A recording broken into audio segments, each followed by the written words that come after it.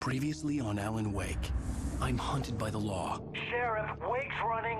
I'm giving chase. Are you seriously telling me that writer just took out my deputies? A thriller I supposedly wrote is coming true. The genre of the story seems to be shifting. It's turning into a horror story. I was told that Alice had been kidnapped, but that was a lie. We don't have his wife. We don't know where she is. Her purported kidnapper was eaten up by the dark presence before it attacked me.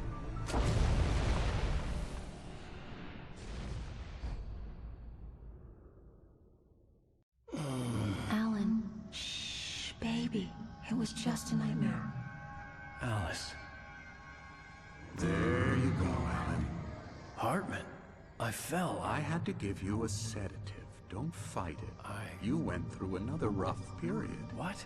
Right now, it's very important that you stay calm. We don't want you to have another episode. You're a patient at my clinic. Have been for a while now. The shock of your wife's death triggered a mental illness. No, you're lying. You're suffering from various symptoms of undifferentiated schizophrenia. Bastard. It's okay, Alan. Just let go.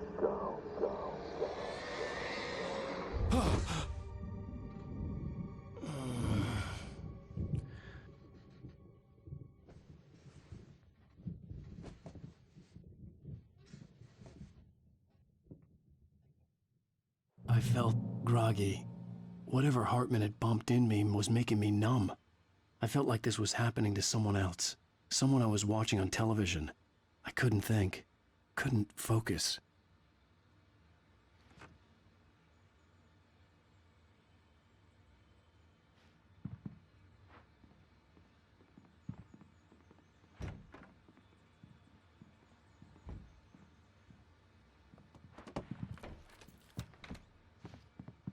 Good evening, Alan. Are we feeling better now? Feeling calm? Yeah. I see you brought your pet gorilla with you. So sure, I'm calm. I get the message. Loud and clear. Why, right. That's the spirit. You're being very brave, Alan. I understand you're confused. I would be more concerned if you weren't suspicious of me. I don't blame you for it. Big of you.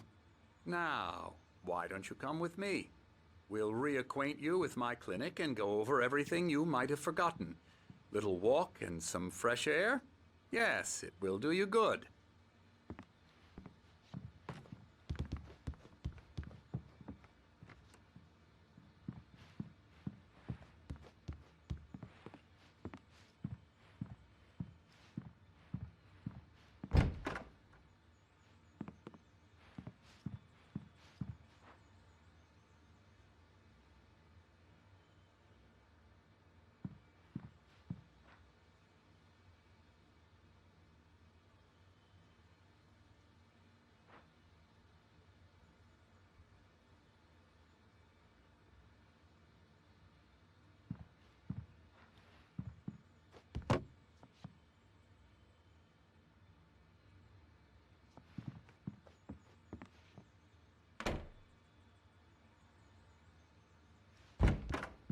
This corridor is for patients. Most of them aren't here right now. Jack took them out for a fishing trip, except for the ones who are particularly vulnerable, of course. I encourage creativity as a part of the recovery process here at Cauldron Lake Lodge. I specialize in treating artists. I bet you do. Splendid, Alan. I honestly believe we can get this thing under control if we work together. This way, Alan.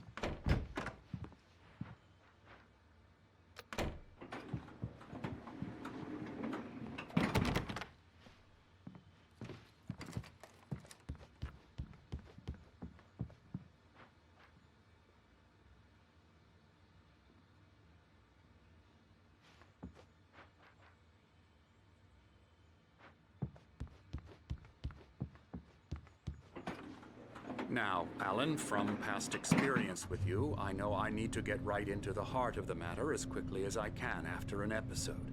So I'm just going to say this. Alice is dead. No. You're in a very vulnerable state until you understand and accept this. Alice drowned, and you couldn't face that. You're suffering from hallucinations, paranoid delusions, unusual thinking, an obsession about light and darkness, a feeling that everything revolves around you, your thoughts and dreams. Your mind has constructed an elaborate fantasy scenario in which your writings are affecting reality. She has been kidnapped and supernatural forces of darkness are trying to stop you. We go this way, Alan. I wasn't ready for another shot, so I went along with it. He had to be lying. But under the influence of the drug he had given me, I had to fight not to believe his words. It's all in your head. You've been making it up. Apart from the tragic accident with your wife, no one has been killed. Your delusions are just a manifestation of your subconscious mind trying to protect you from the too painful truth. Unless we fight the fantasy, it will return. I know the instinct is to resist me, but think about it. Doesn't this make far more sense than the insane supernatural conspiracy you have concocted in your mind? You're a skeptic by nature, Alan. We both know this. Everything can be explained logically.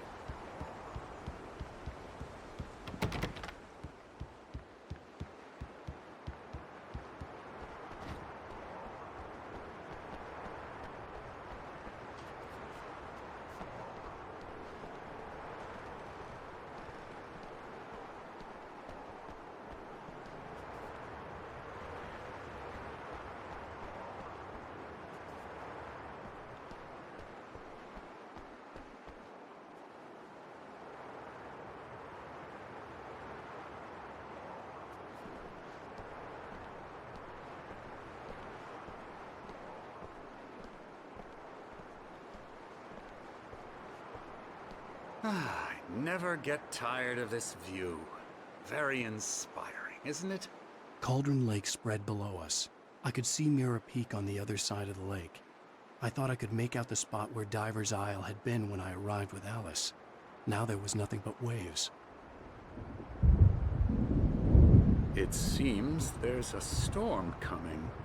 Funny, I don't recall there being a mention of that in the weather forecast. Well, no matter. This way. Follow me. Alan, what I'm telling you is good news. Right now, we're in control. Every time you have a relapse, it gets more and more difficult to resurface from the dark depths of your imagination. Not surprising, considering your profession. Imagination is what you work with. After all your nightmares, this should come as an immense relief to you. If it doesn't, why is that? Because I'm lying? Or because you don't want to admit that you're not well? It's very natural for you to think of me as your enemy. It's part of the illness. I let him talk. After all, Hartman I'm the obviously one loved trying his to own bring you voice. out of the His world words you've echoed constructed madly for inside yourself. my head. But I I can't dug my do nails it into by the palms of my myself. hands to stay You need focused. to work with me. Once you accept that, we can begin the journey towards your recovery. Come along. Let's go inside.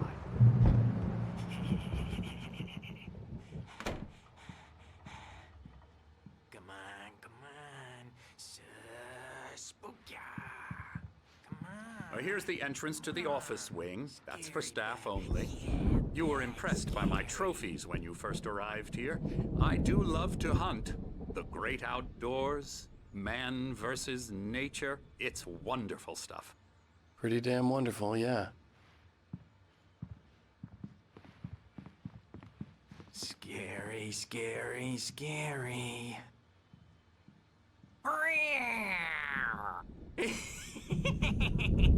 Emerson.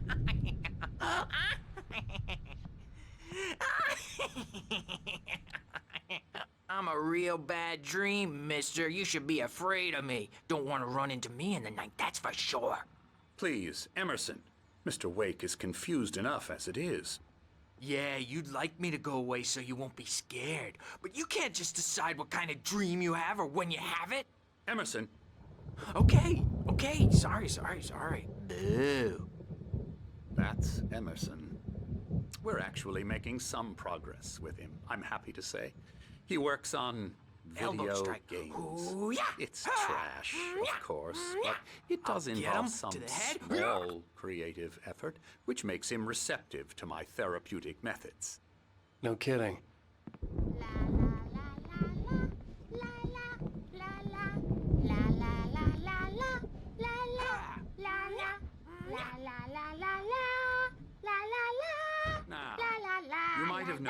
typewriter in your room.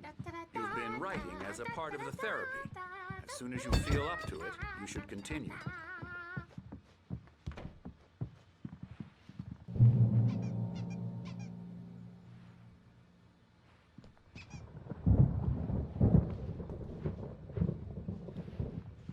My rheumatism's killing me. There's a storm coming. Oh, what a storm. I hope it wipes this place off the face of the earth. And these two are the Anderson brothers, Odin and Tor. They had how should I put this? A heavy metal band in the 70s and 80s called Old Gods of Asgard. They even adopted new first names to complete the image of Viking gods. After the band broke up, they lived on a farm nearby.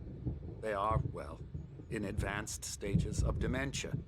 They're well cared for, TLC and all that. There's nothing more that can be done. I'm afraid that the rock and roll lifestyle has left its mark. Oh, that won't do.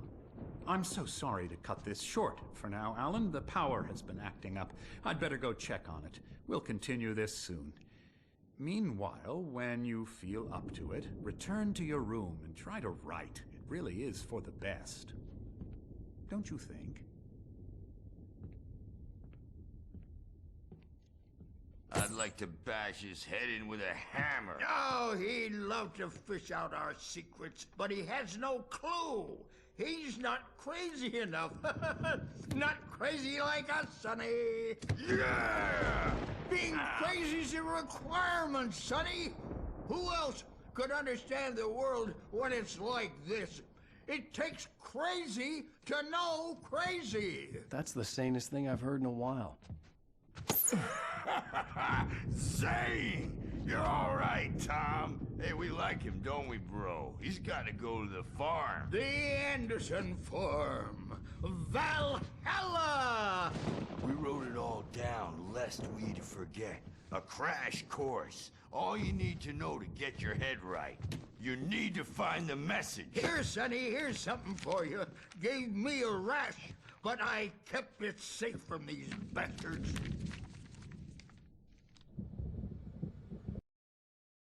Zane could feel the poems, taking form, shaping things.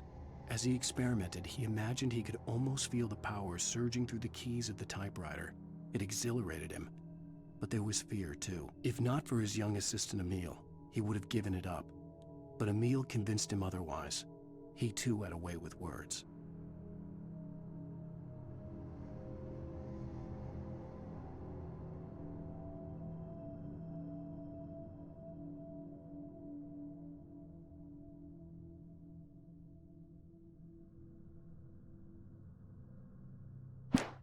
My head was clearing up, or according to Hartman, I was sinking back into the fantasy. I was convinced he was lying to me about everything. Crazy or not, the Andersons made more sense. Tom, you got any booze on you? Yeah, no.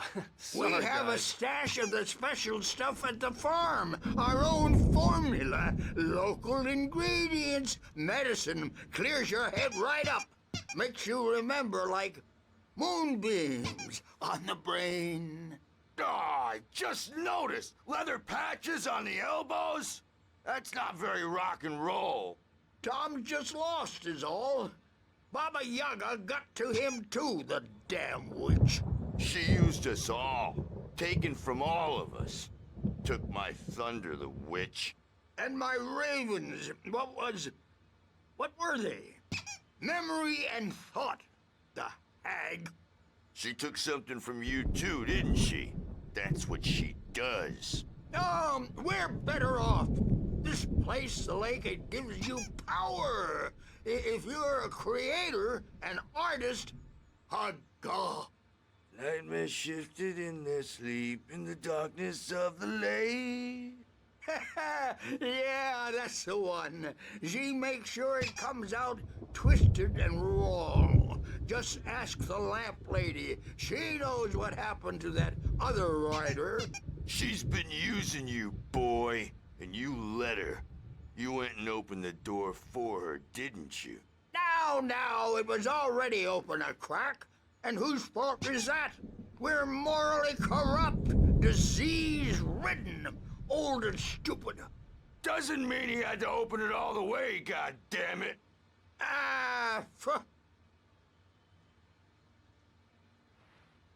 So tired. Built the farm close to the lake. A place of power. We had parties there, man. You should go there and have a party. That Bob Balder threw the amp through the window. Hit that hippie chick in the back of the head. 15 stitches and a concussion. Bob's dead now. Leukemia. That dream, and you can't wake up.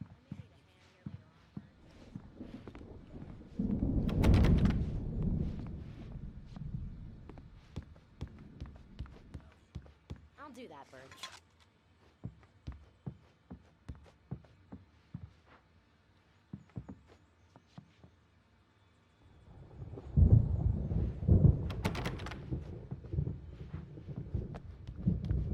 Hey, Wake, why don't you humor Dr. Hartman and give the writing a shot, huh?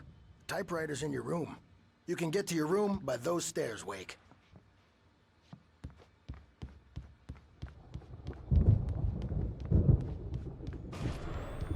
Something's wrong. I'm not myself. It's hard to think that there's a shadow inside my head. I can only focus on writing. Everything else is a blur. I'm trapped in this cabin. Have been for days, but it's always dark outside. My editor is real. I saw her again. She's not human. It's not human. A dark presence is wearing the old woman's face. She was covered in clinging shadows. There's a hole in her chest where her heart should be. I think I've made a horrible mistake. I don't think I'm any closer to saving Alice. It's been lying to me, using me to get the story it wants, and the story will come true.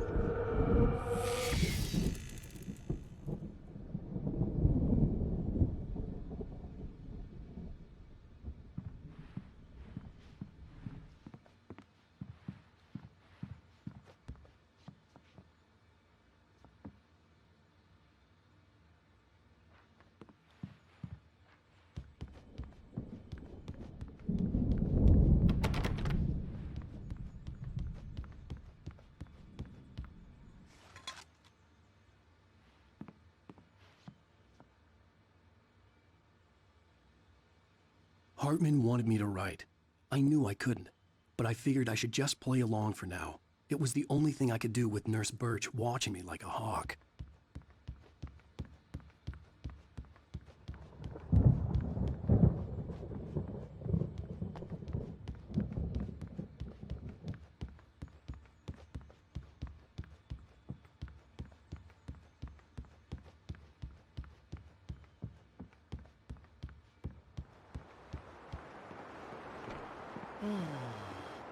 Oh, hello. I've painted you. Okay. I was just struck by inspiration a couple of days ago. Dr. Hartman wanted me to paint landscapes, and that's what I was doing. But now I've been doing these things, a lot of them. The images just keep coming. Dr. Hartman likes them. He has them in his office. Yeah? He's very proud of me. He says I'm getting much better. I think I'm getting better.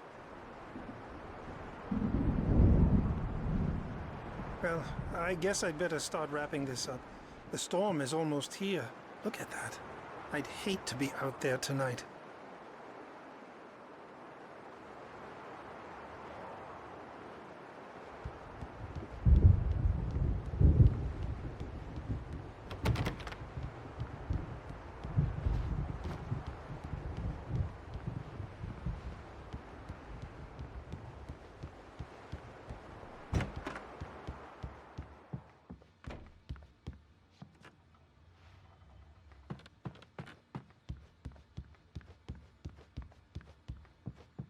The doors were locked. Hartman and the nurses would have keys, but there was no way to get my hands on them.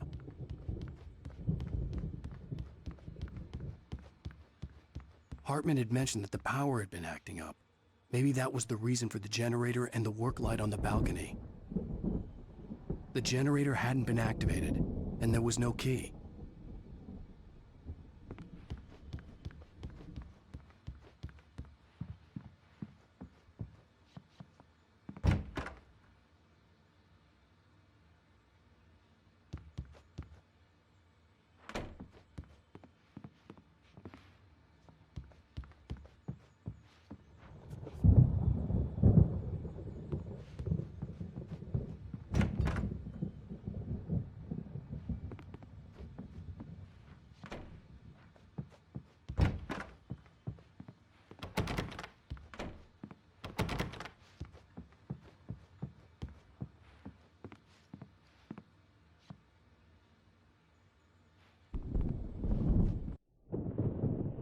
The white glare of the blank page in front of me hurt my eyes. My hands began to shake uncontrollably. Everybody calm down. Put that down. Bert, I need help. Hey, Wake, you stay here. I'm gonna go see what's up. You just keep doing what you're doing. Be cool, okay?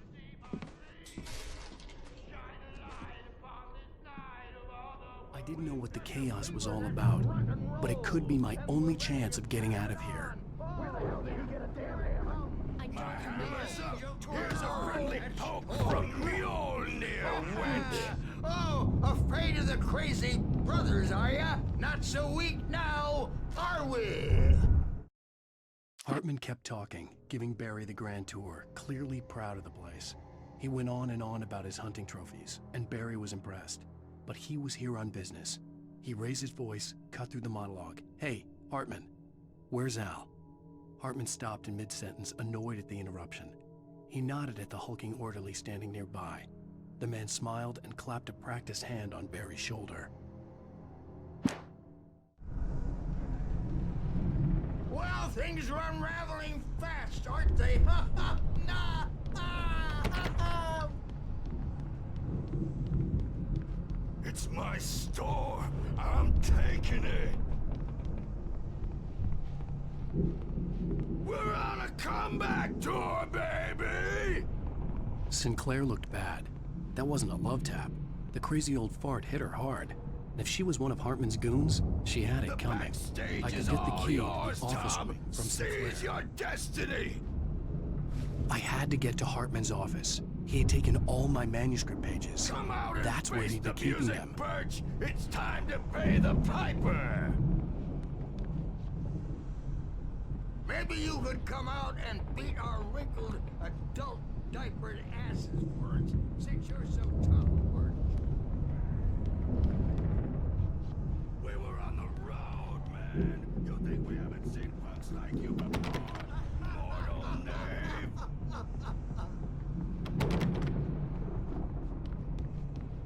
Yeah, you better hide, Birch. My wrath will break you. He's probably kidding, Birch. He's got a great sense of humor. Just ask Sinclair.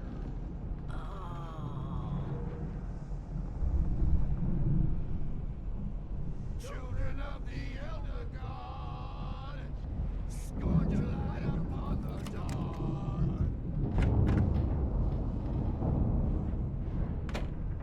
The photo on the wall caught my attention.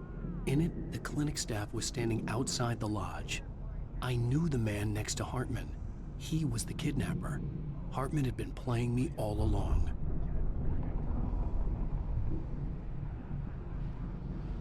Let me out of here!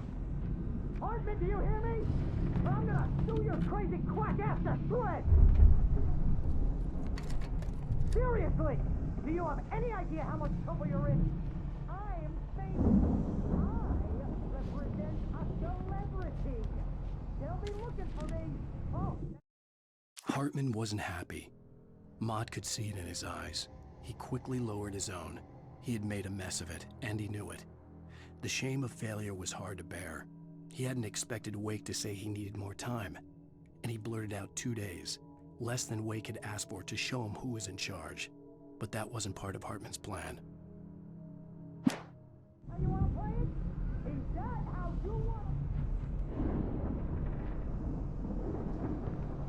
The markings on the tape said they were recordings Hartman had made at the sessions with his patients. I saw Alice's name on one of them. For a moment, I couldn't breathe right. Now, Mrs. Wake, can you tell me about Alan's problems? He's more and more out of control all the time. The parties, he's so angry all the time. He's getting violent. Do you mean with you? No, not with me. No, never. Sometimes I almost wish Alan would take a swing at me, because at least that'd lead to a conversation he couldn't just march out of. But no. Alan doesn't really sleep. And the work, well, he's not writing at all. He sits there for hours and just gets more and more frustrated. And I can't talk to him. Yes. Tell me, Mrs. Wake. What would you say to him if he'd listen? I don't know. I want to say, I look at you, and it's not you. Just some stranger who resembles you. Looking out from behind your eyes. And I don't like that guy much. And now it's all gonna go to hell. But you don't ever say this. No. I've tried, but he's not listening. He's too deep in his own problems. Always going on about something else. I'm so afraid I'm gonna lose him. And we're not even talking anymore. He doesn't let me in anymore. He just keeps me in the dark. I'm so alone here, even when he's home. Please help me, Doctor, because I'm at my wit's end. Well, if you can just get him here, I'll absolutely do my very best. Yeah, but Doctor, you need to be careful with him. He's not just going to listen to you and cooperate. He's the most stubborn man I've ever met. Well, I'll be sure to bear that in mind. Hearing her voice, what she was saying made me happy and sick and guilty all at once. Worst of all, I recognized the words. The phone call from her. It had been a cut-up of this. Just a recording. Rudolph Lane's case is interesting. He was completely blocked, and frankly, I was about to discard him as useless. However, once Wake arrived and started writing, something changed in Rudolph. He's producing extraordinary work, increasingly dark pieces. Unfortunately, he doesn't respond to direction at all, and it's my belief that he's not so much a creator as an illustrator, perhaps, a recorder of sorts. I hadn't considered the existence of such a role before, let alone its implications, but the paintings he has produced are informative. At least he's easily controlled and useful. I wish I could say the same about Wake. It's frustrating that the best subjects are always so damn difficult to deal with. I'm buying that. I was tailing Wheeler, and this is the only place he could have gone. That means Wake is probably there too! Agent Nightingale, this is private property, and I will not allow you to disturb my patients. Yeah? I can get a warrant. How are your fragile little patients like that? Oh, I'm thoroughly intimidated by your mighty authority now, Agent. Listen, you smug snob. How would you like it if I busted through this gate and knocked you around a little? Agent Nightingale, first of all, I'm recording this conversation, so you might want to watch what you say. Secondly, you're not dealing with a hick now. I know the law, and if you can get a judge to grant a warrant, I'll be glad to cooperate. But you won't get one. Be advised that any further communications with me are to be made through my lawyer. I don't believe this. Good day, Agent. Yeah.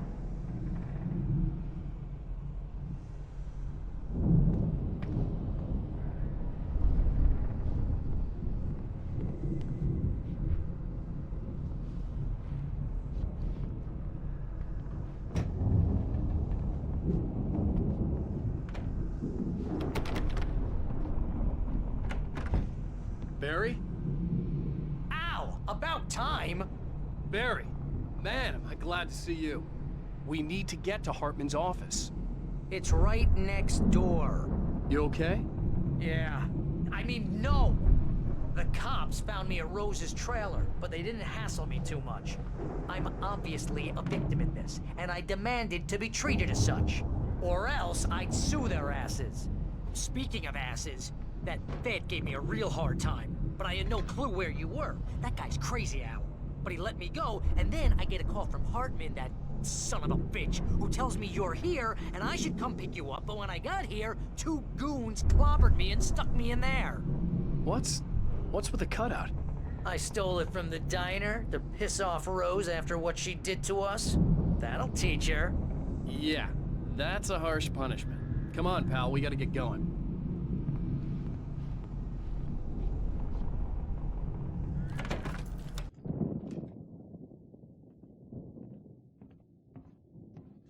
These were all the pages I had on me. And more.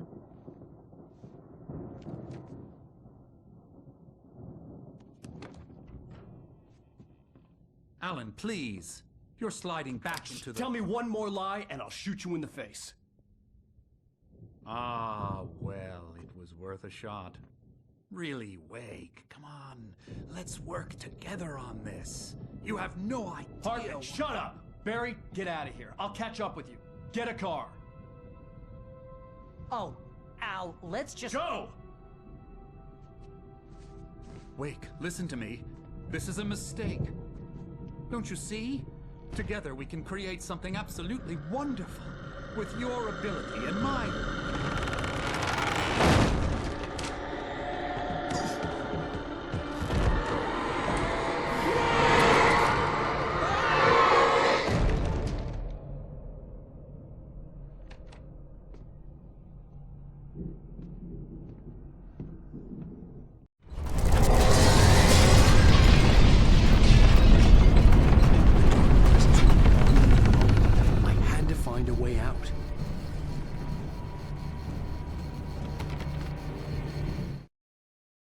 Hartman followed the fall of Alan Wake with his binoculars. When the rider hit the water, he ordered Jack to take the boat to him. The spot was easy to see in the dark, even with all the extra lights in the boat. The flare floated and kept burning even in the water. Jack turned the radio louder as the engine sputtered. The music was rough and clanking, something the Anderson brothers would no doubt have enjoyed. But Hartman chose to ignore it. Wake was finally within his reach.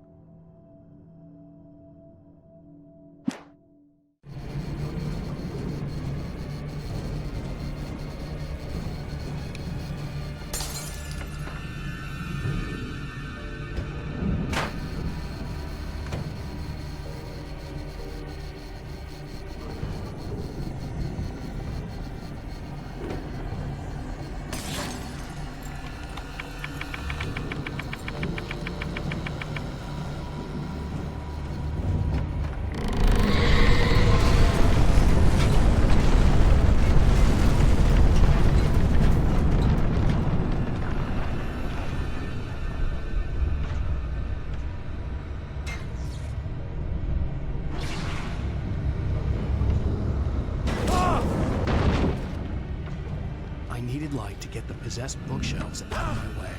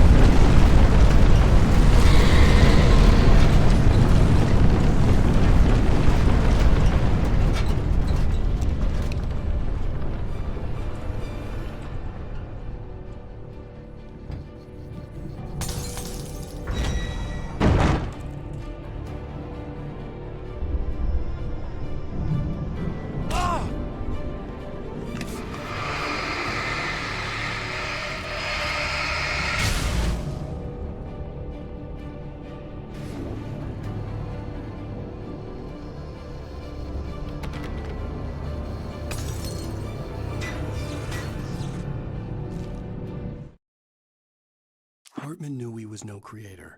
He had no ambitions on that front. And he certainly didn't want to end up like every artist he had worked with here, damaged in ways that were hard to describe, or worse. It was enough for Hartman to maintain creative control and provide direction, to be a producer. That was what most of these people were in need of anyway. Of course, suitable subjects were few and far in between.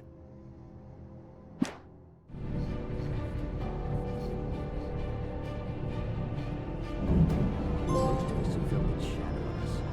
A shiver down the back, a glimpse from the corner of the eye. You can't find it on purpose, but take a wrong turn. Wrong bus.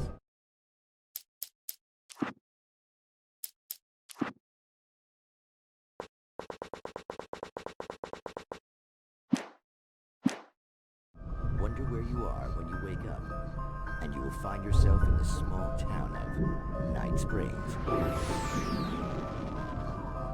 Tonight's episode, The Doomed Samaritan. Sometimes, even the simplest things prove impossible. Consider, you get in a car and leave a life behind. Easy? Not tonight.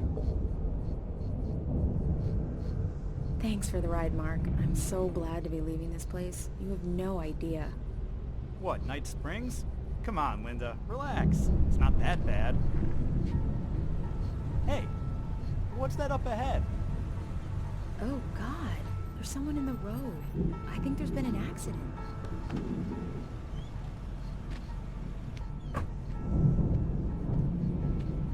Are you all right? Oh no, Linda! Oh no! It was me on the road! Wait! Tell him to watch out for the truck! Watch out for the truck! My God, Mark?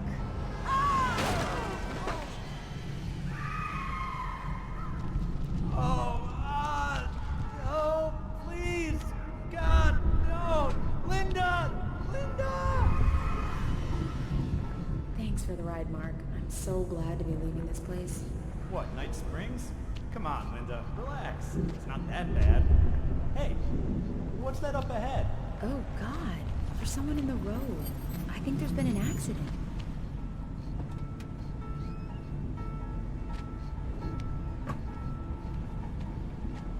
Are you all right?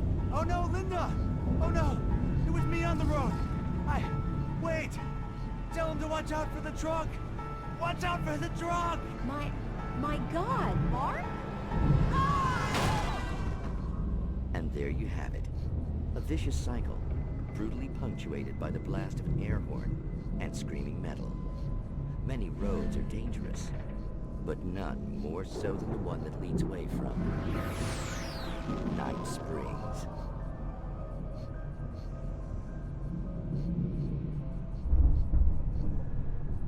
Magic, parlor tricks, smoke and mirrors.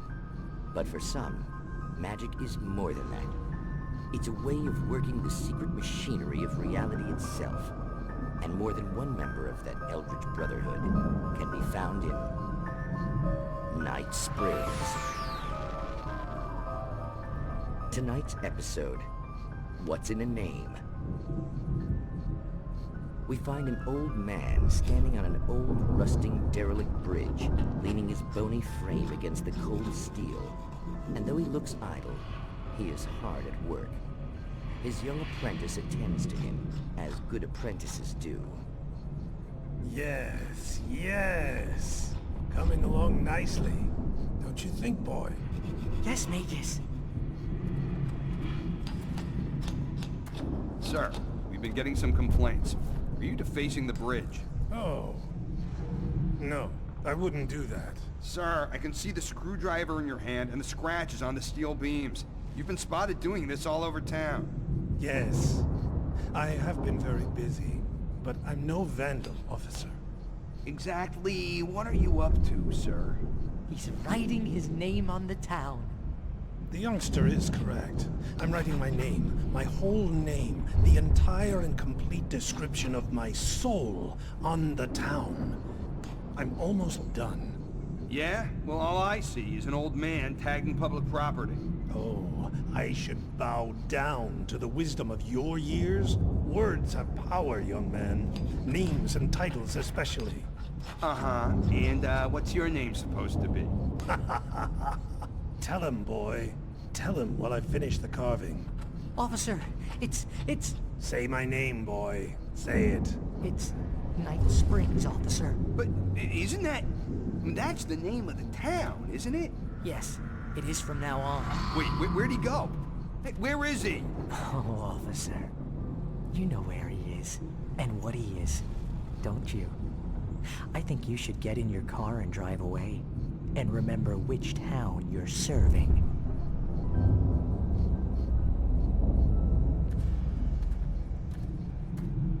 Your will be done, Magus. Ah, yes. There are too many little towns to count, all of them with some little magic of their own. But some towns have more personality than others, and none more so than Night Springs.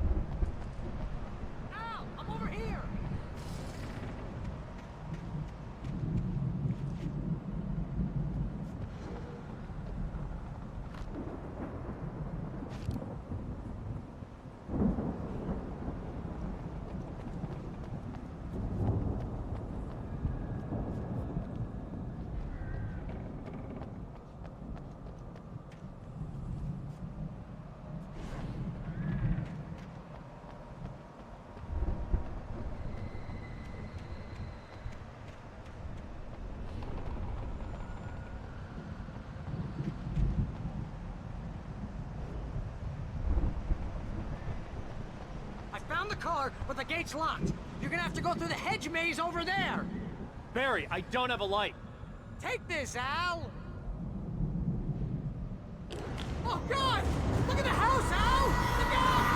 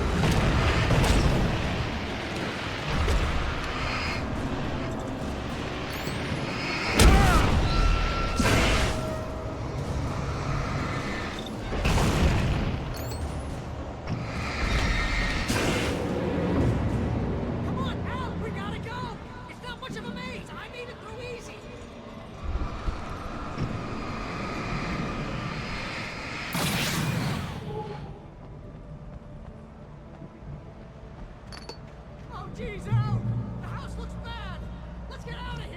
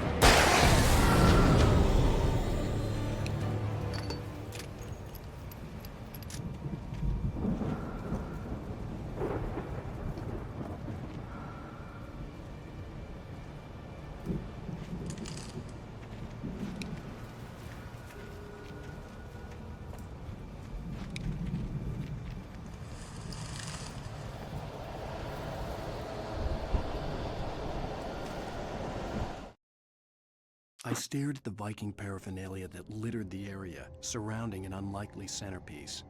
A full-size stage complete with an impressive sound system with all the trimmings, including a dragon. It took a special kind of crazy to build something like this in a remote field. When the sky split open with a deafening boom and the music started blasting, it felt strangely appropriate.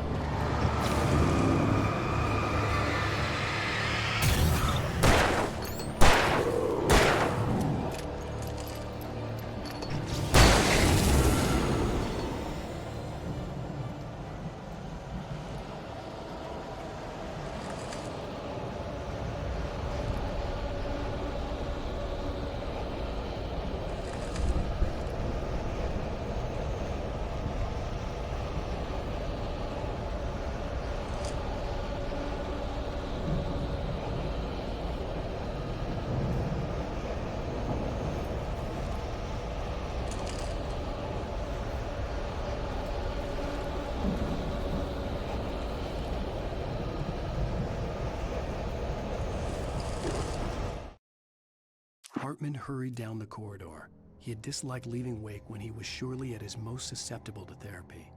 But this was not an ordinary storm. Wake had been writing, and he had woken something up in the depths of the lake. Now, it was coming for him. Hartman had naturally prepared for a situation like this. The idiot brothers would keep Wake distracted while Hartman double-checked everything, just to be sure.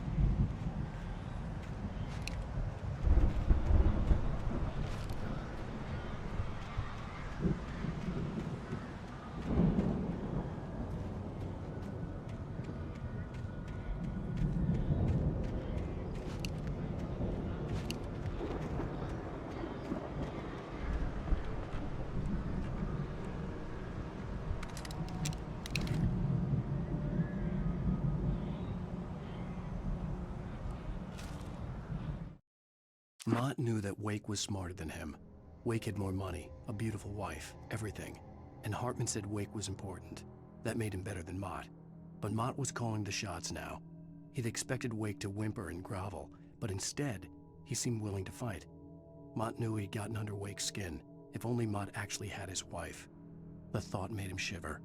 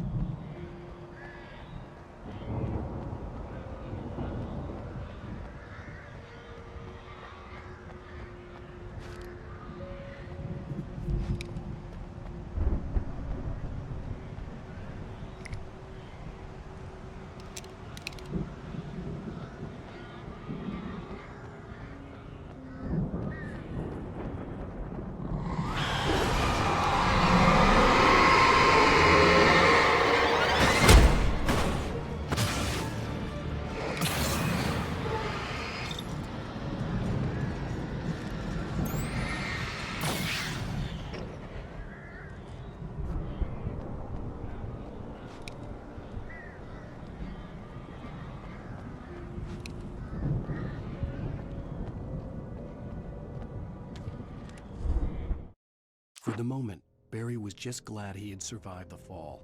He had been separated from Al, and there was no easy way to climb back up. He told himself he'd be okay in the gloomy forest at night. He would just have to wait for a while for Al to find his way down. Barry turned when he heard the heavy footsteps and saw the movement. The man-shaped shadow lunged at him from the bushes, an axe held high. Barry screamed and threw up his hand. The world exploded.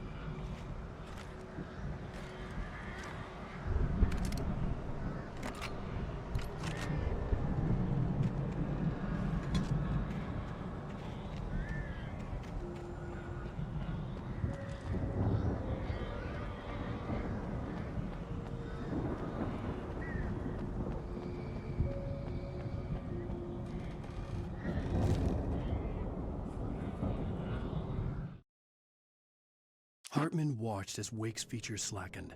The man was bullheaded, no doubt. Even lying on the bed, he'd almost broken Hartman's nose the second time. But with a little time, he could break Wake down, give him proper direction. Wake was easily the most promising subject he had had. Well, since Tom, really. "Sleep well, Alan," Hartman whispered with a smile. "Let me take care of you." He sniffed hard to clear his throbbing nose, swallowed blood, and barely tasted it.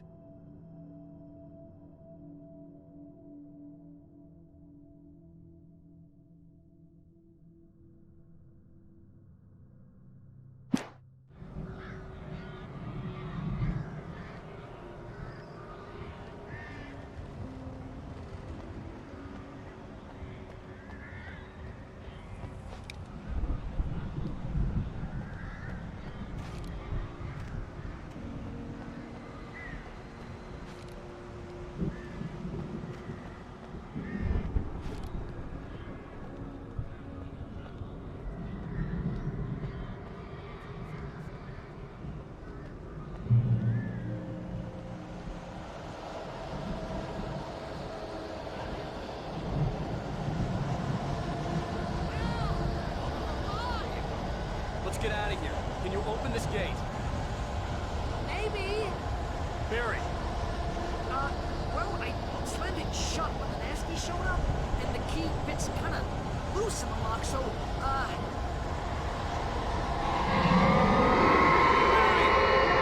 find it. Don't worry about it.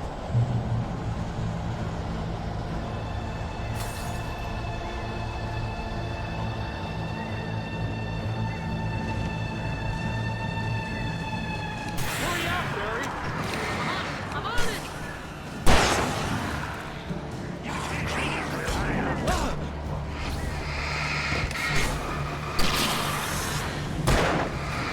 It's gotta be here. Just hang on, Al.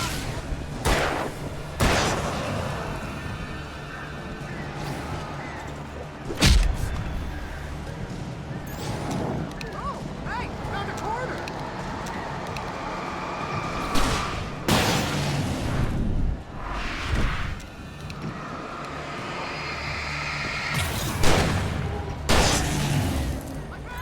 I found it! Ah, no, wait, that's a twig.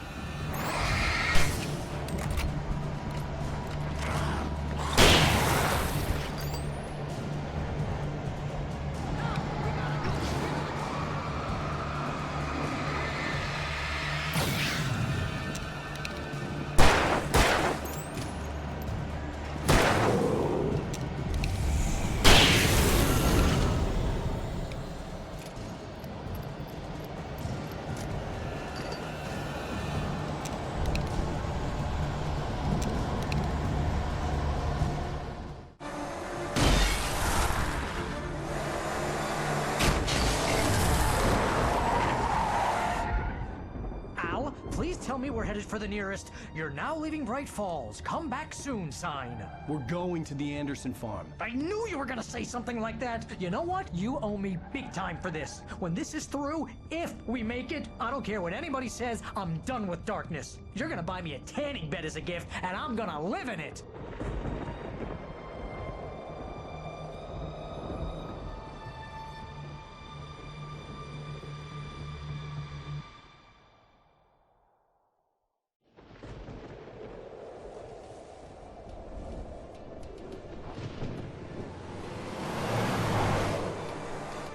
I'm crazy, but that's fine, Barry. Oh, you got that right, Al. You're barking mad. You are by far the craziest. But maybe that's inevitable when you deal with crazy stuff like this. It helps.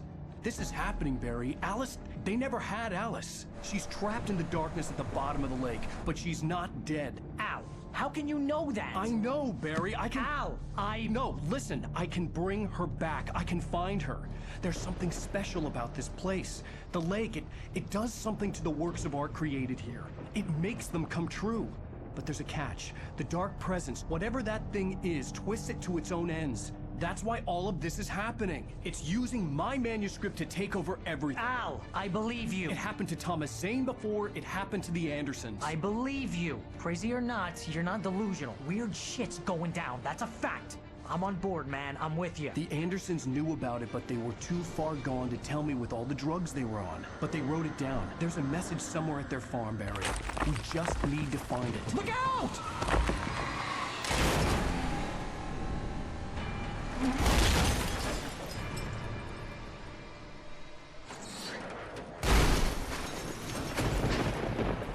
Al! God damn it, Al! Talk to me!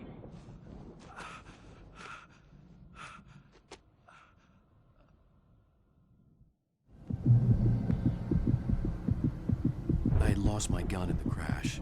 Barry was nowhere to be seen.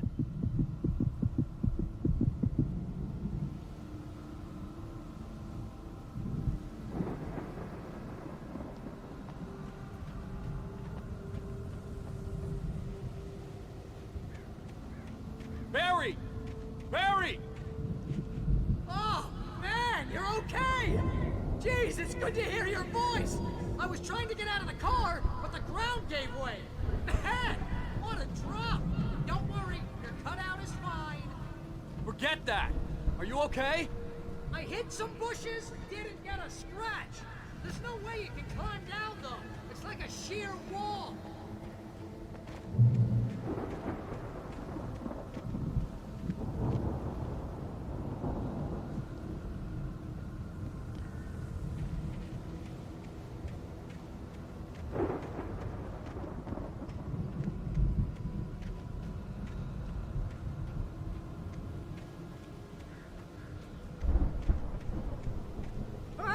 Al! There's something moving down here! Barry, it's a taken! Use a flare, Barry! Yeah! Barry, are you alright? I'm good, Al! I'm great! Guess you never messed with anyone from New York City before, huh?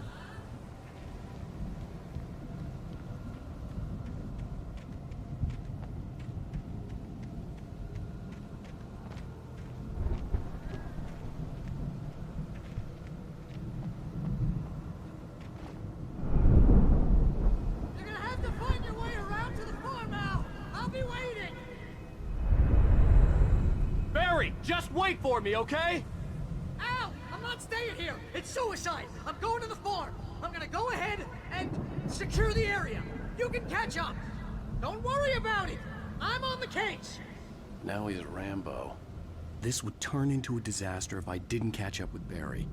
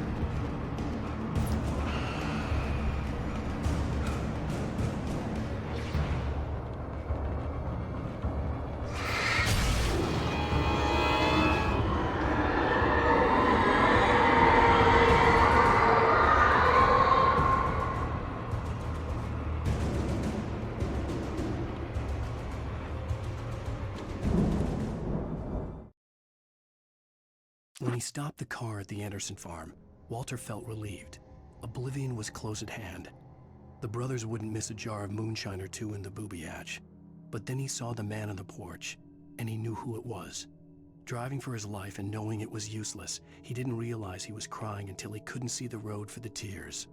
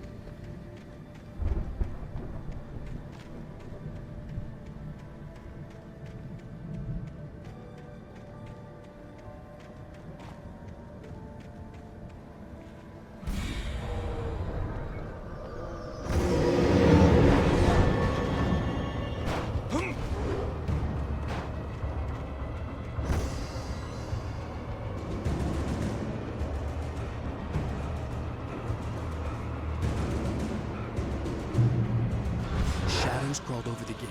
I needed a light to destroy them to get through.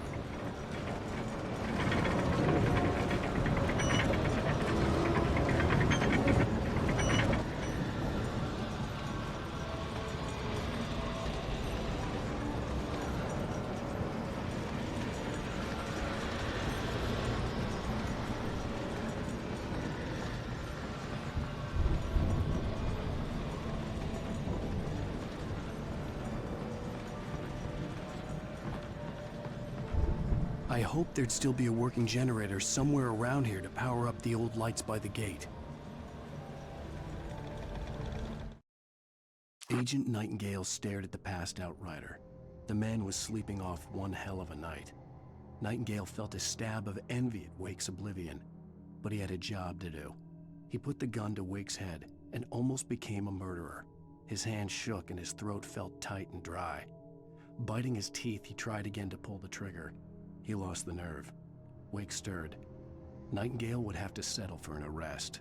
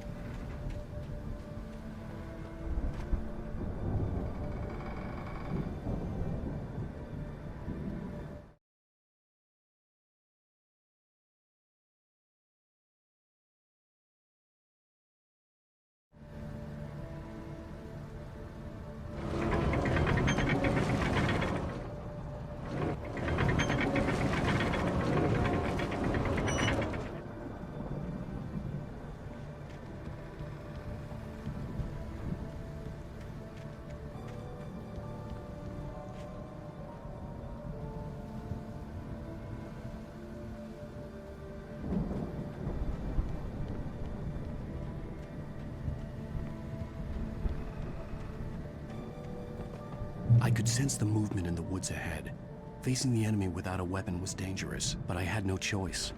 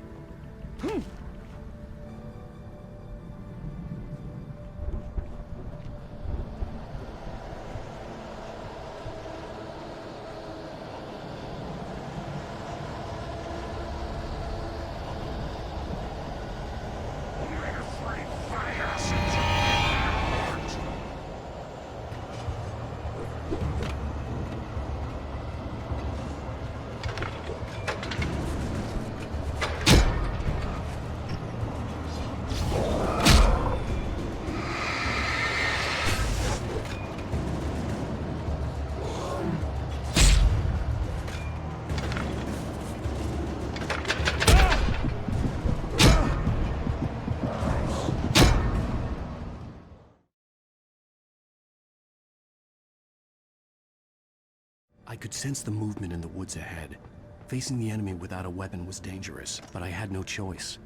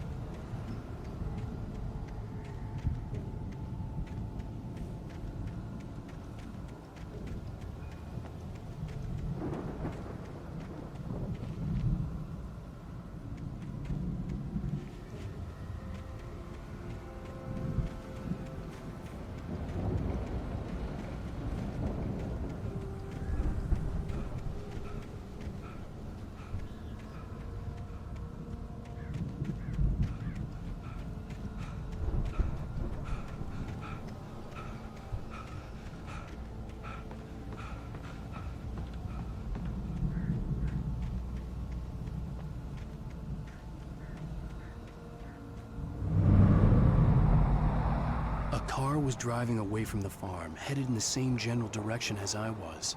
For all I knew, it was Barry, caught in the consequences of leaping before looking.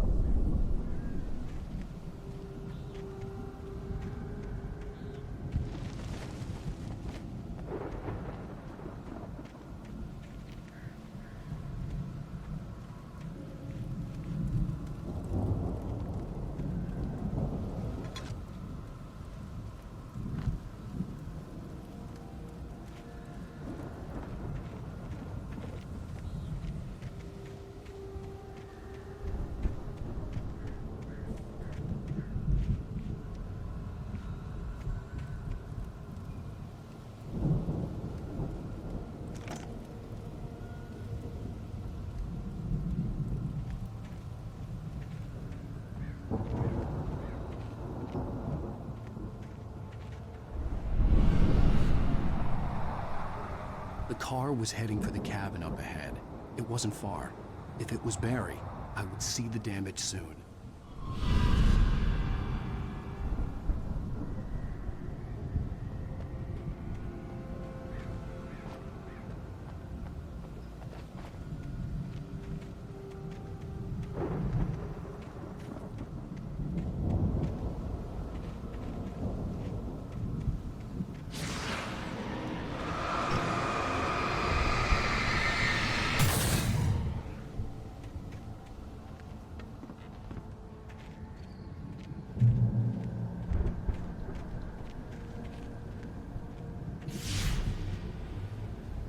I'm trying to deliver each page to the right time and place. I'm trying to show you how the story goes. I had seen glimpses of the light before. I had seen it in my dream. It was a strange spaceman or a diver in a bulky suit. He was the one who'd been placing the pages on my path.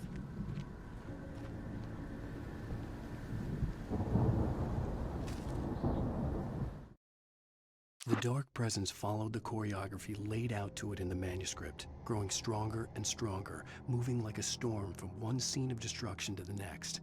But it was still bound to follow the story and chained to the dark place it came from. When the story reached the end it longed for, it would finally be free.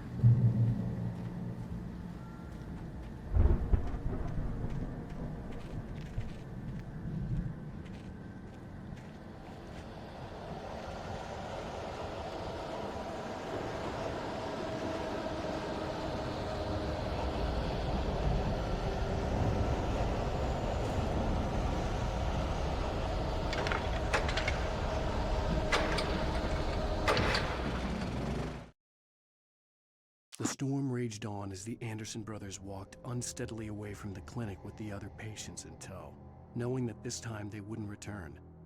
The darkness around them seethed with horrors, but Tor and Odin were unafraid. Their eyes glinted with guile. They knew every secret path, and there was blood on their hands. They had fought these shades before.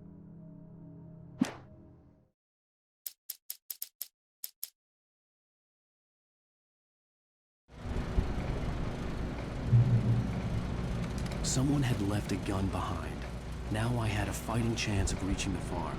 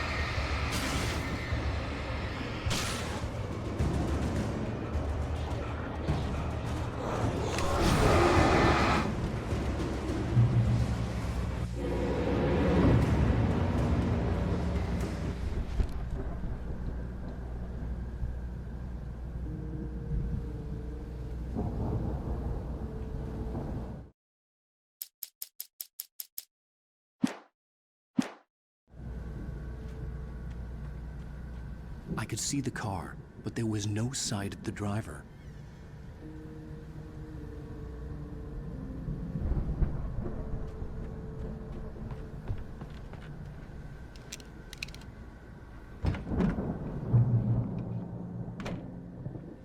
Hello? Anybody here? Barry! No! Danny, you're not! Please! What are you? The front door was locked. I'm sorry!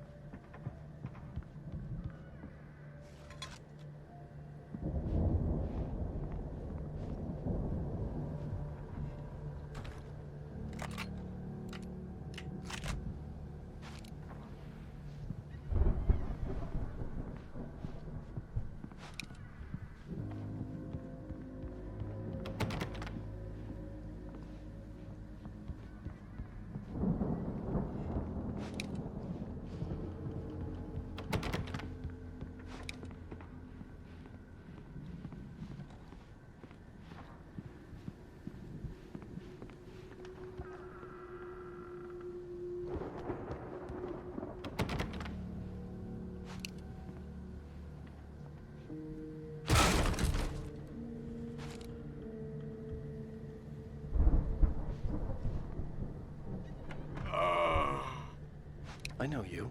You were in jail the other day. I went to the farm again for the moonshine, you know? It makes you see. They're not gonna miss it. They're in the loony bin. My buddy, Danny, I lost him. Something's gone wrong with him. It's not him. Like a real bad follow-up to a real good movie. The best friend's suddenly the bad guy.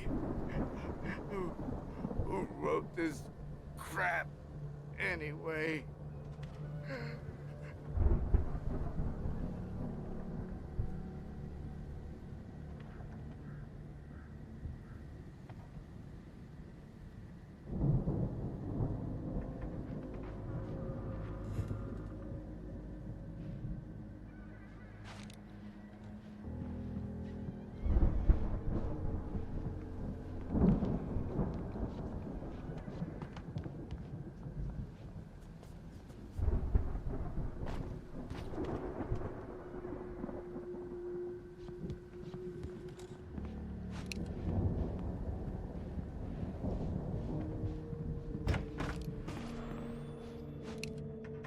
Through every possible course in my head. If I continue like the Dark Presence wants me to, the story I'm writing won't save Alice. It's a horror story, and it's going to kill her, and me, and everybody in this town. No one will survive. Darkness will consume everything. This is what it's wanted all along. It will be free, unstoppable. It used Alice to get to me, dangled her in front of me to keep me going. It was never going to release her. I'm going to change this. I'll escape. I've written myself into the story. I'm now the protagonist. This feels like a terrible risk, but it's the only way to save Alice. I'll be bound by the events of the story just as much as anyone else who's been woven into it. The story must stay true for this to work. There have to be victims along the way, near escapes, cliffhangers. In a horror story, it can't be certain that the hero will succeed or even survive. He almost has to die. I'll write my own escape into the story next. I need help. Zane's going to be the one who'll help me. I'll make it happen.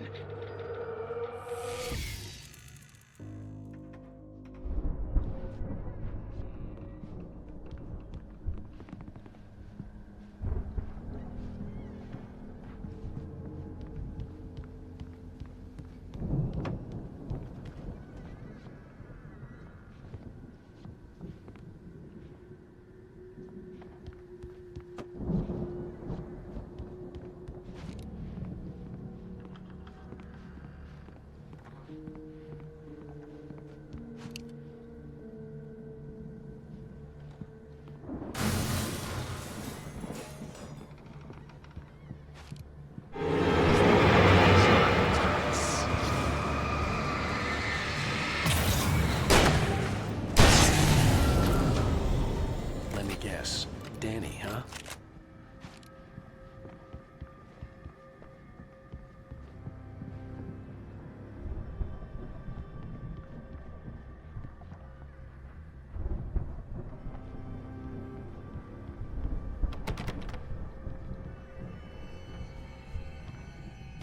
was still a good distance away. I'd need a car to get there fast.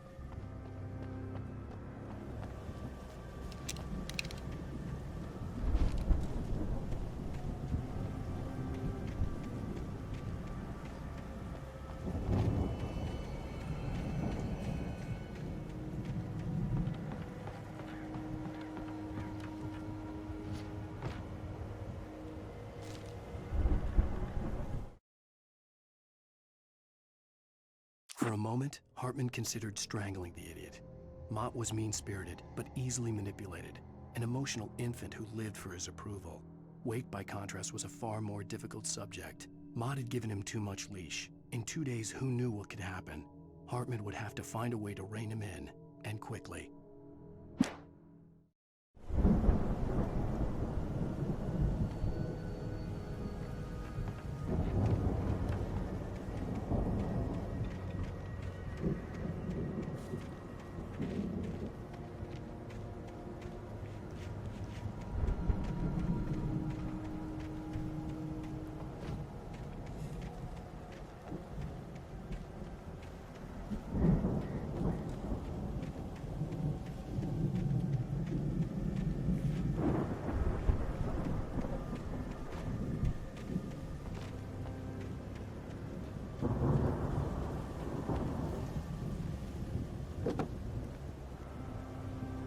If Barry wasn't up here, he was probably in trouble down at the farm.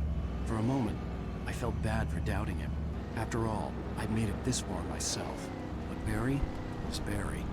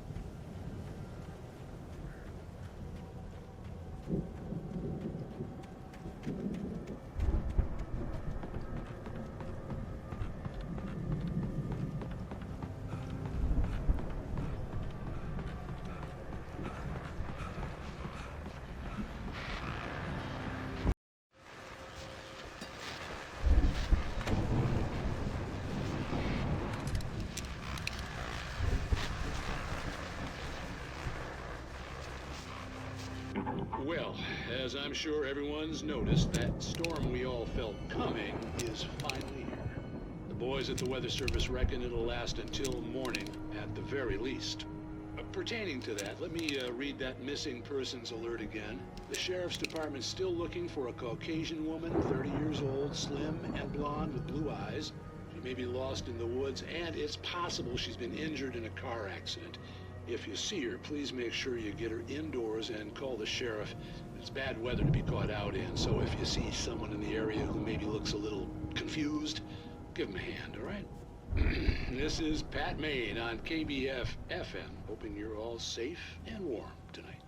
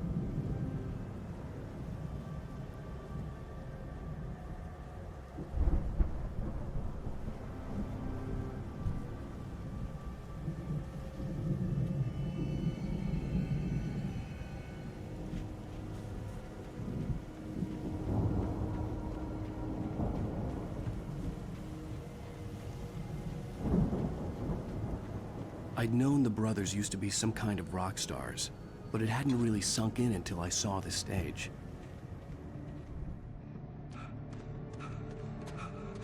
Ow! Run! Incoming! There's too many of them!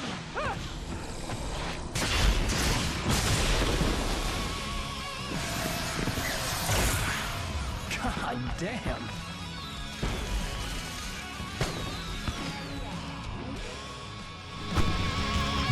I'm so glad you decided to go it alone, Mr. Bronson. Shut up and shoot! Ow! We have to fight them off! I can set off one of the fireworks from here and help you out!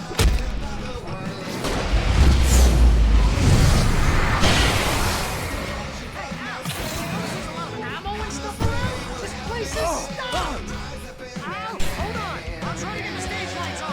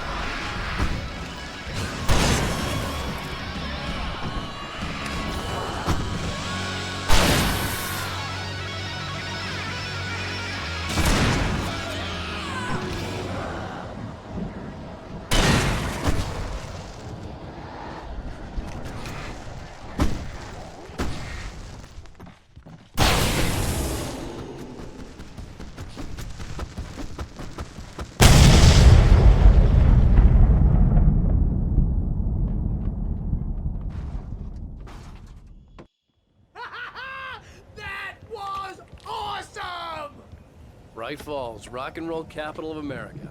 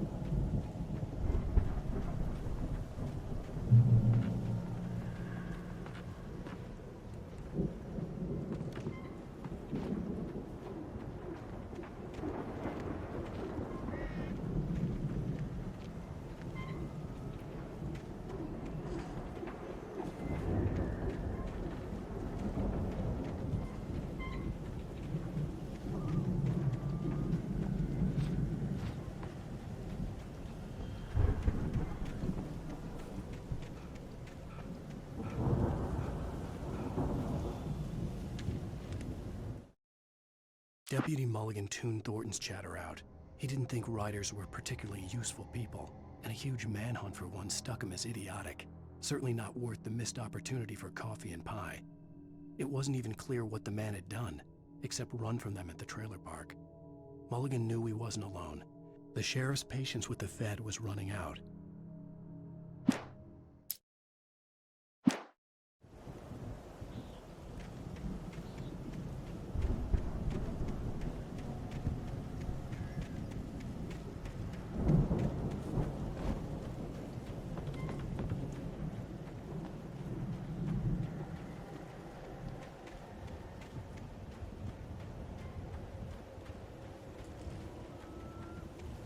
See, bestseller? No reason to worry. Your cutout's good as new, right where I left it. I'll come back for it once we have the place secured. Yeah, that's been my biggest worry all this time.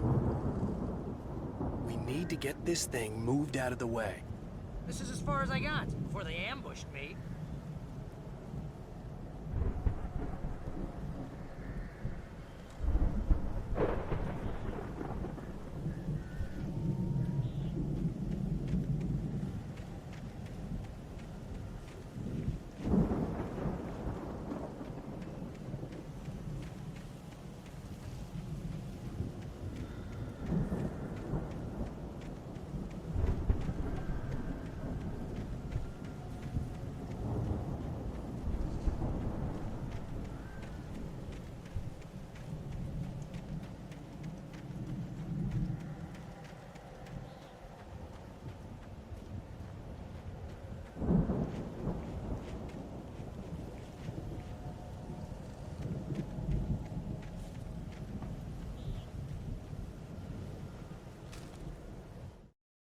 As the deputies hauled Wake and Wheeler away, Agent Nightingale eagerly examined the stack of papers Wake had been carrying. It was incomplete, a collection of random pages, but there was enough. He saw his own name in there, among others. His hand shook with emotion. Finally, it was proof. He had been right all along.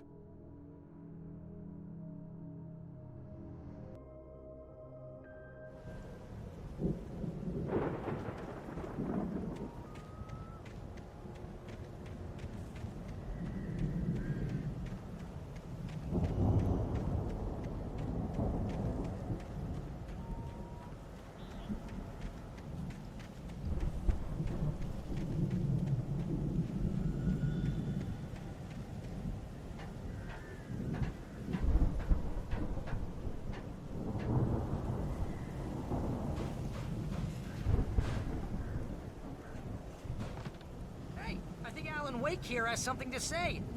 What's that, Al? Ooh, I'm Alan Wake. I'm always right about everything. And if I don't get my way, I'll sulk all day long. I'm always intense and moody. It makes me very attractive and mysterious. Right now, I'm just standing here because I need my best friend Barry to carry me. But that's okay. I can just take him for granted. I think I see what you did there. It was pretty good. You want me to do my imitation of Barry Wheeler? No? Thought so.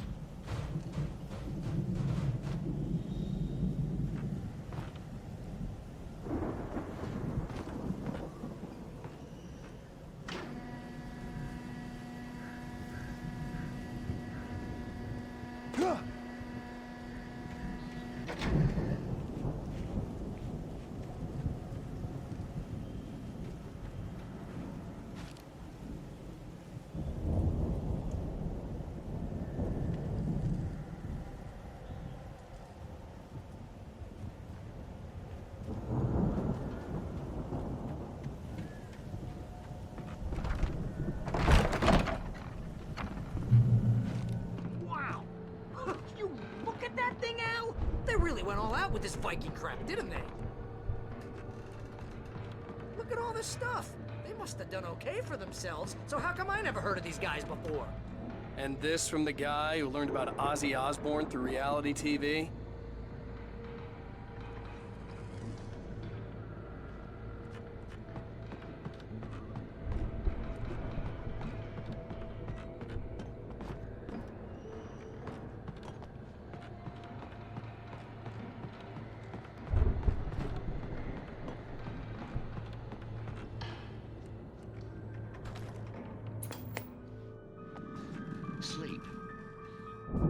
Oh, night springs. Man, somewhere it's between back memories. fantasy and Hey, oblivion. remember when I got you that gig? But Your dreams first have a real way of writing forcing job. What got you themselves into started? waking life, Was this one of your or vice episodes? versa. In Night Springs. Tonight's episode, The Dream of Dreams. That's by someone else. We join Mr. Jones as he explores the endless dreamscape, only to be brought to a sudden stop by a decidedly mundane situation. A long line of people. Hey, Jones, right? Listen, we're gonna have to wait until His Highness over there is good and ready. Oh, wow. Who's that? You don't know him? What are you, new? He's the guy dreaming us. Well, not just us. He dreams everything. All of this. But wait, no. I'm the one who's dreaming. I'm asleep. Isn't this my dream? Oh, yeah. Sure. Get real, pal. You're just another dream. I'm a dream. You're a dream. The weirdo in the diving suit is a dream, and the girl made of smiles and sunshine is definitely a dream. But I'm pretty sure I'm dreaming this. Well, maybe you're a really confused dream. What am I, a shrink? All I know is I'm going with the smart guys, and they say that's the guy doing the dreaming. Right there. I don't know what that means. It means we keep him happy. No sudden falls. We make sure he has his clothes on when he goes out in public. No chases where the monster is nipping at his heels and he runs like crazy, but his legs don't seem to get him anywhere. None of that. Because if he wakes up in a cold sweat... Yeah, precisely. So we wait till he wants to move on. Keep things nice and calm. Hey, something's happening here. Yeah? What's that? What? Can't you hear that? Oh, God help us, it's an alarm clock. Oh, it's you, isn't it? Please, man, I got a wife and kids. Please don't wait.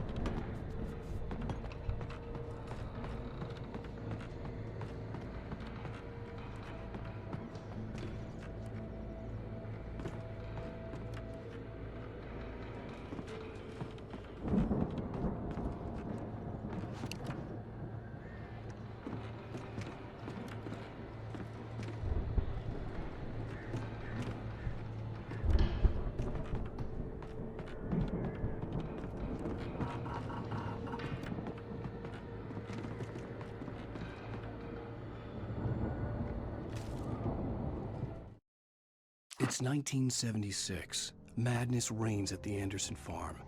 Contrary to all logic, the headiest ingredient of their moonshine is unfiltered water from Cauldron Lake. The Andersons feel like gods. Odin can't stop laughing. He contemplates cutting his eye out.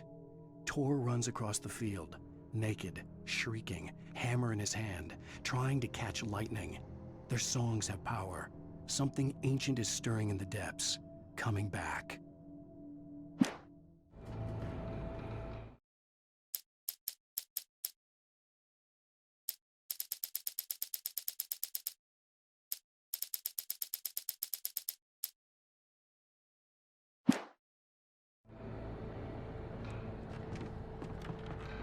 The Viking boat looked imposing, almost like a battering ram.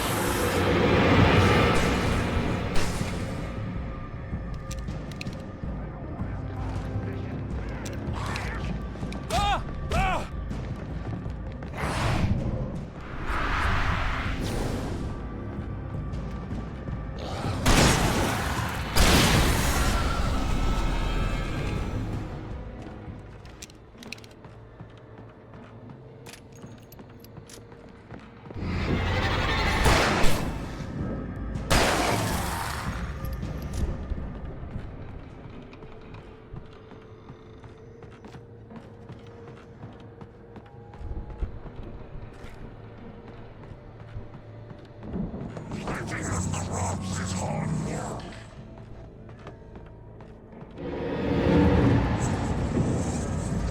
I think we can make it through here, Al!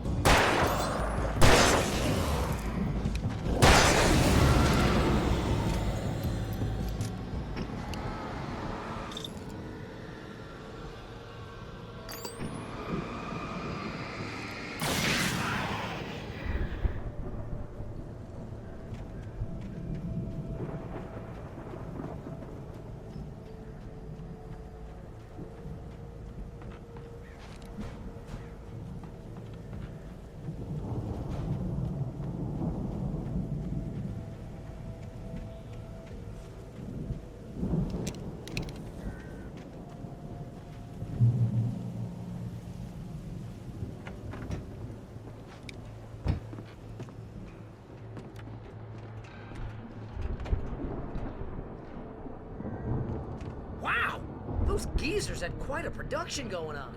Ooh, you know what, Al? If we make it through this alive, I'm gonna start representing them. Yep, sell this stuff online, maybe get a reality show going, release a new single. Good luck with that, pal. Hey, you find us a way out of here, okay? I'm gonna take a closer look at this stuff.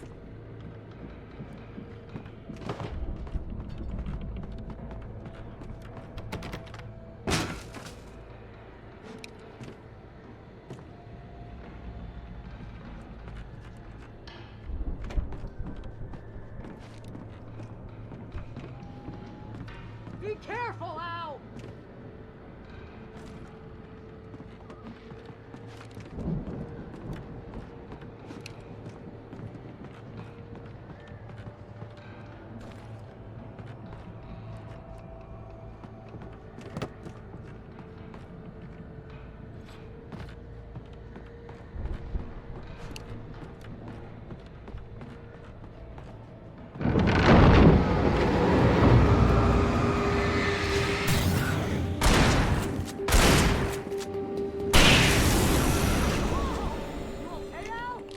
I'm good. Keep your eyes open, okay?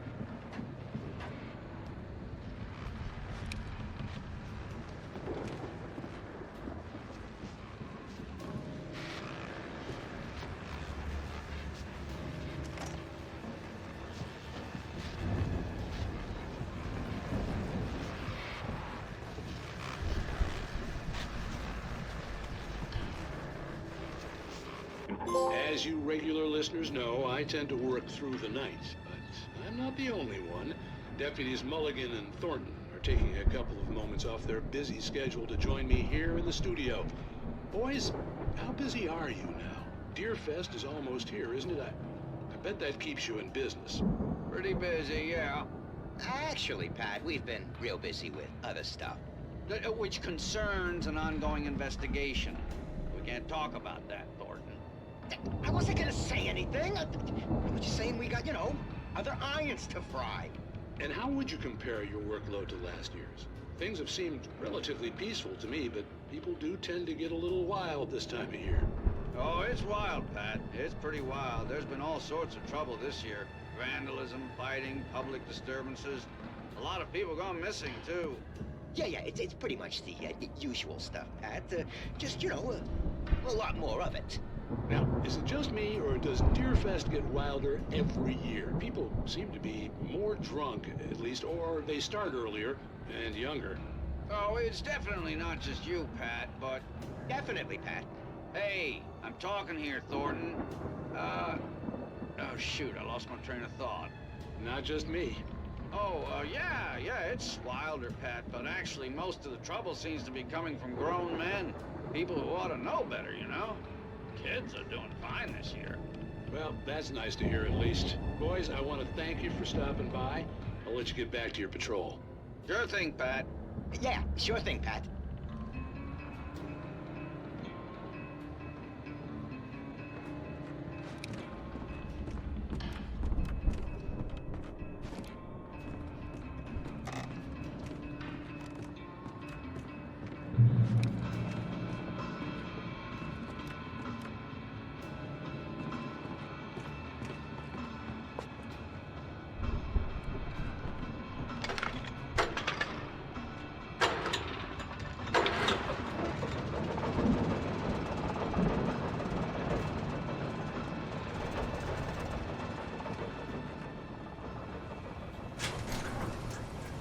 I could see the building that had to be the Andersons' home on the other side of the field.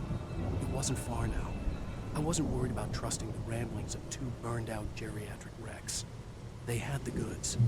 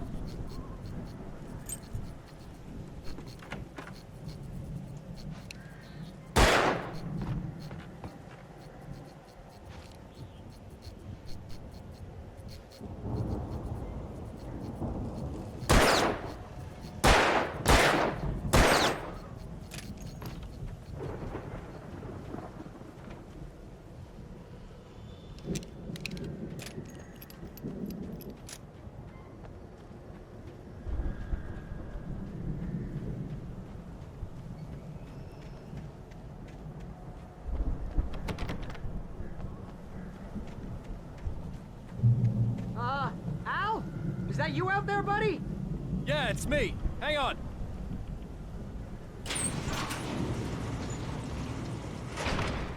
Hey, let's go, man.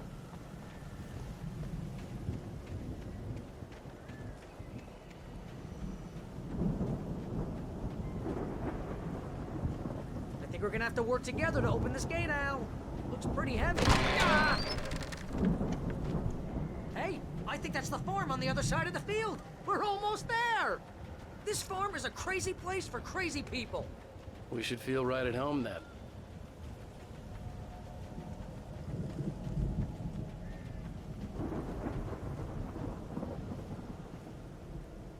Come on, one more gate. This thing.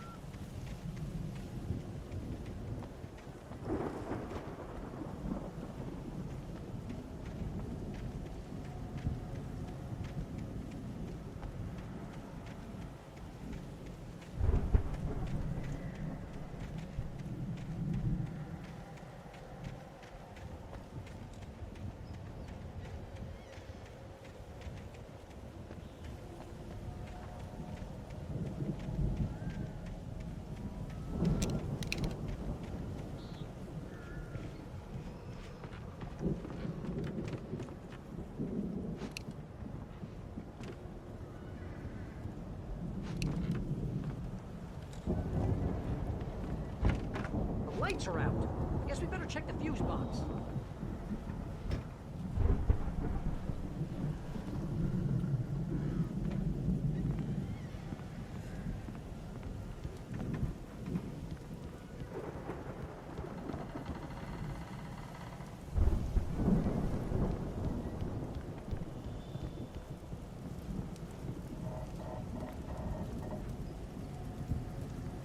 The power downstairs was out, but I was sure I could fix that at the fuse box.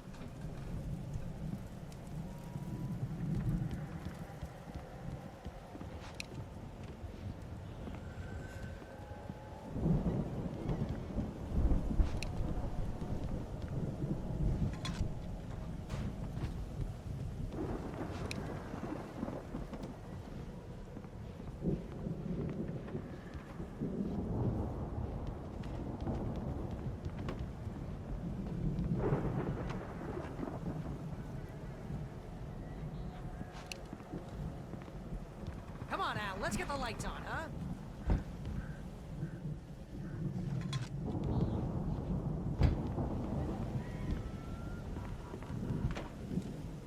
You know, this place looks kind of lived in. I thought the Andersons were in the booby hatch.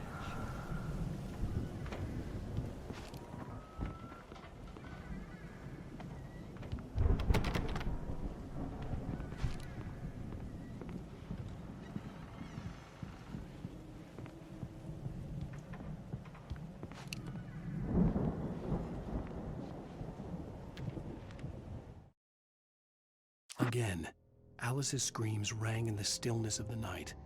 I saw myself run toward the cabin, flashlight in my hand. I followed my past self. I was an out-of-body observer, a time traveler in a crazy drunken dream. This was the beginning. The night Alice had disappeared. The mystery of what had happened during the missing week was about to reveal itself.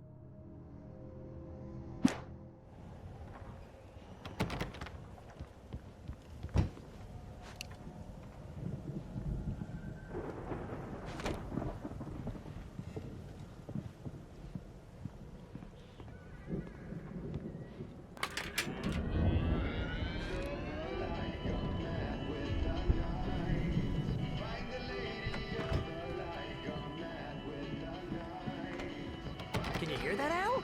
Music? Of course. We need to find where it's coming from. That's the message the Andersons talked about. That's the whole reason we're here. Lady of the Light? Oh, that's gotta be... What's her face? The crazy lamp lady from the town. Cynthia Weaver. Right. Must be.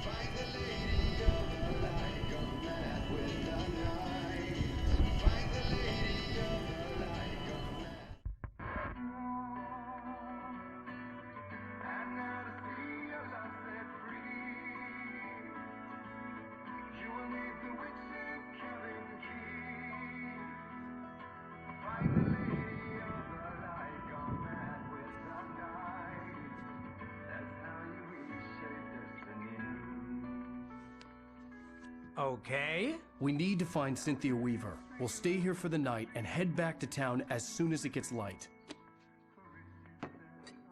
Hey, Al. Lots of hours before dawn. Might as well get some rest. And by rest, I mean drunk. Come on, Barry, this is... Yeah, what the hell?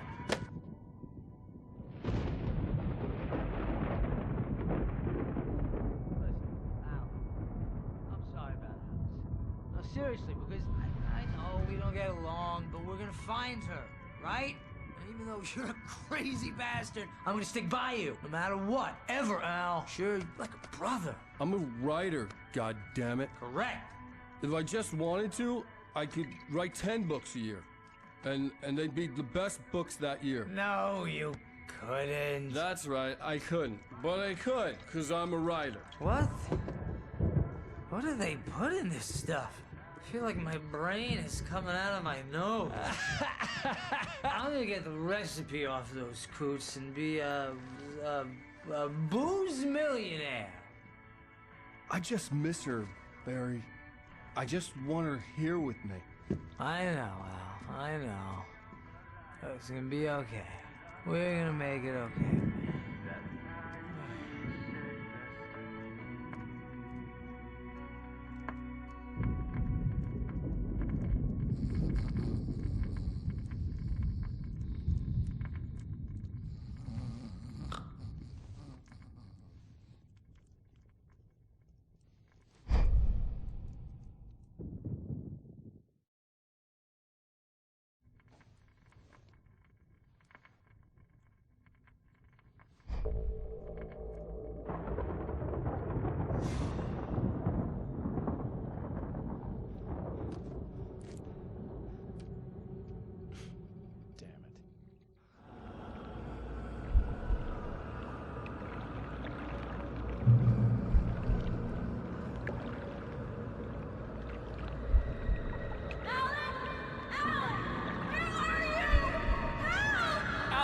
I'm coming!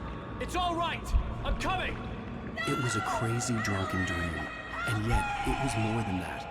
It was the truth, a suppressed memory unearthed by the Andersons' moonshine.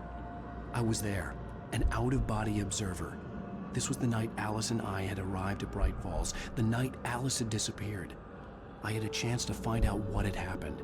I remembered being surprised to see the cabin dark. Alice would have never turned the lights off.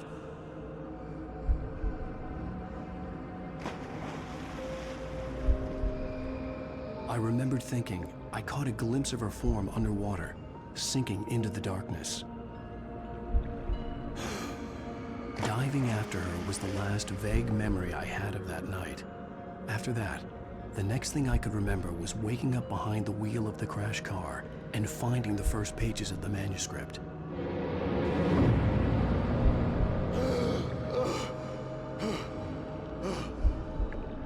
I couldn't find her in all that blackness. I must have thought she drowned.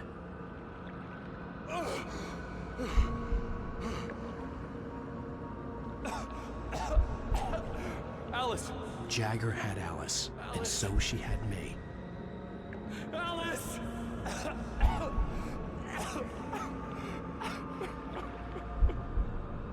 I'd been easy prey. Look at the cabin. Is there someone in the window? Alice? Maybe she didn't drown after all. Maybe she's inside. Alice! Yes. The dark presence had touched me. She had dug her nails into my brain and used me, made me her puppet.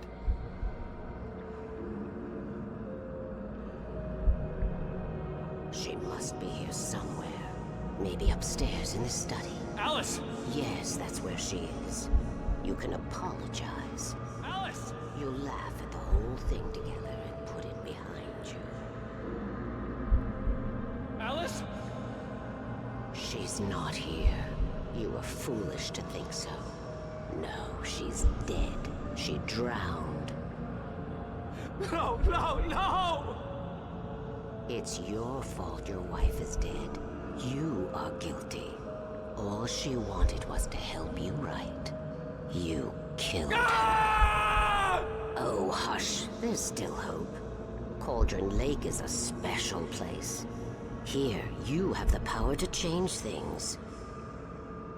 She wanted you to write. I will tell you what to do.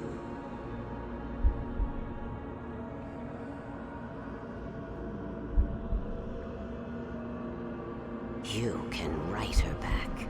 The story will come true, and all will be well again.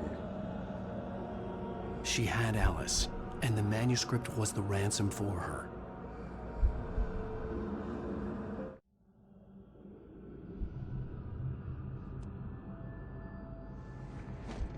Yes. All right. I'll fix it. I'll bring her back.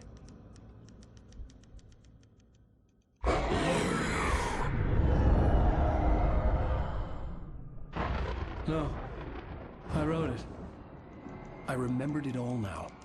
In the dark, I'd written for days, a week, almost a complete manuscript of a novel entitled Departure. Jagger had been my editor, whispering in my ear, making sure that the unfolding story would make her more and more powerful. I thought I was saving Alice. Even with the cobwebs she put in my head, some part of me had been aware enough to write my escape into the story, to bring a light into the cabin to release me before I could finish, to interrupt the horror story before the ending, where darkness consumed everything and everyone. Zane was weak and far away, but I had written him into the story, and his light had been enough to set me free. It isn't here now. I'm here because it was written. I brought the light to set you free. You must hurry. It will know I'm here. It will be back soon. It stole the skin of my Barbara a long time ago. She looks so old.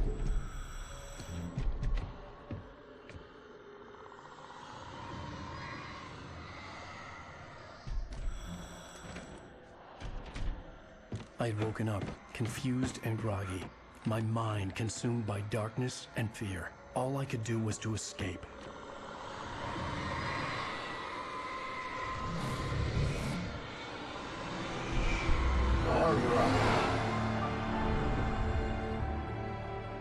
The week spent in the cabin had taken its toll. I was barely conscious, and fading fast.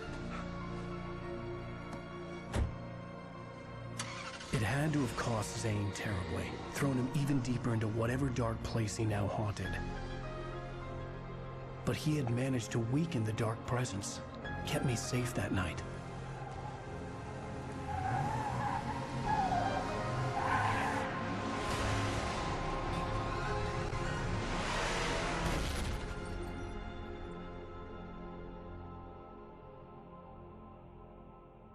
I wrote it. It's my fault. That's right, James Joyce. It's your fault, and you're gonna pay for it.